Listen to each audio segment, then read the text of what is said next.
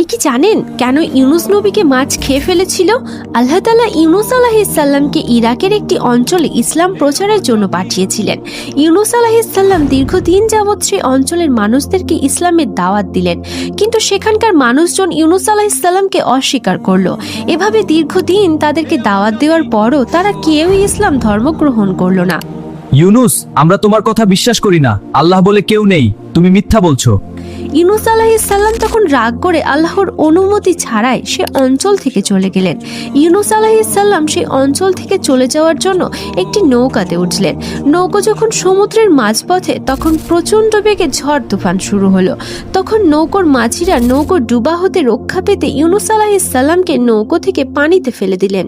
তখন বিশাল এক মাছ এসে ইউনুস আলাইহিসসালামকে গিলে ফেলল। মাছের পেটে গিয়ে তিনি বুঝতে পারলেন তিনি আল্লাহ তাআলার নির্দেশ অমান্য করেছেন।